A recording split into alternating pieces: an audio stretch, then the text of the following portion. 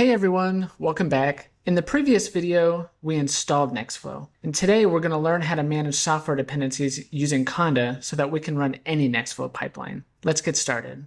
Before we install Conda, let's quickly talk about what software dependencies are and why they matter in bioinformatic pipelines. So a software dependency is simply another program or tool that a piece of software needs to run.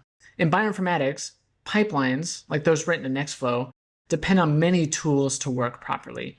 These might include tools for quality control, sequence alignment, or variant calling.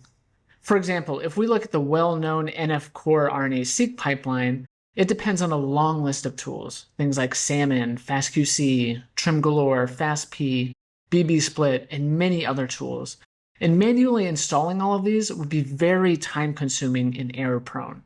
So this is where Conda comes in. So Conda is both a package manager, meaning it can be used for installing and managing different versions of tools, and an environment manager, meaning that it can install these tools into isolated environments on your computer, one for each project or pipeline, for example. So you could have separate Conda environments for your RNA-seq, whole genome sequencing, or single-cell RNA-seq pipelines. Each of these pipelines is going to require different tools and versions of those tools, so having some isolation between them will keep your system clean and help avoid software dependency conflicts. So how does it work? When you run an Nextflow pipeline, here's what happens. The user would launch the pipeline. Nextflow checks if Conda is installed. If it is, it looks for a configuration file listing all of the required software tools. It actually looks something like this.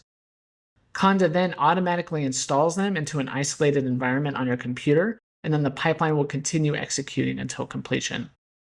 So now that we understand what Conda is and how it helps make running Nextflow pipelines easier, let's go ahead and install it. All right, we're back on the Nextflow website again. From here, we're going to scroll down to the Software Dependencies section and click on Conda Environments.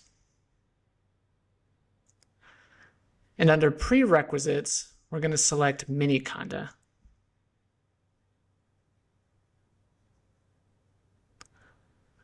In the sidebar, we can then navigate to the Installing Mini Conda link.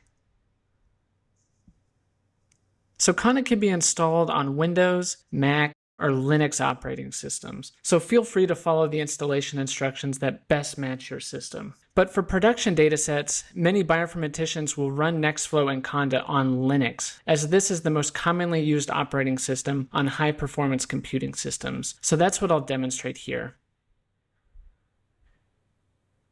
Now, depending on the type of CPU we have, we can select the appropriate installer. x86 is a CPU architecture used by Intel and AMD CPUs. ARM64 is a CPU architecture for M-Series Macs and Amazon Web Service Graviton CPUs. I'm actually running Linux on my M-Series Mac, so I'm going to use the ARM64 installer. But x86 will be the most common on a university cluster, for example. So let's go ahead and open our terminals. I'll park mine right here.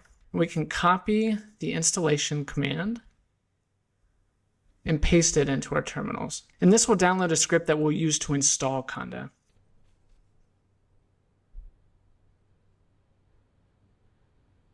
Once the script is downloaded, we can run it by typing in sh and then the name of the script.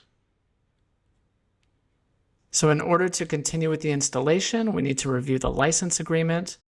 Go ahead and press enter to continue. And type in yes to accept the license terms. And by default, Conda will suggest an installation path. I'm happy with the default, so I'll press enter.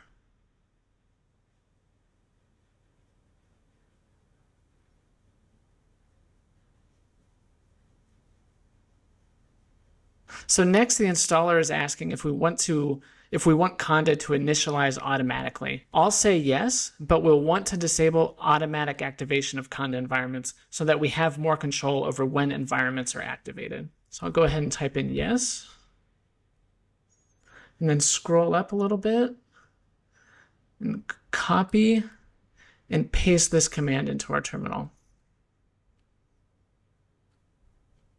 You might see a warning, but this is normal and nothing to worry about. So to confirm the installation, we'll type in conda --version. You should see the Conda version number, which means Conda is installed successfully. Nice job. In the future, we'll be using both Conda and Nextflow to run a real bioinformatics pipeline. That's it for this video. In the next video, we'll explore NF Core, a collection of best practice bioinformatic pipelines built with Nextflow. I'll see you there.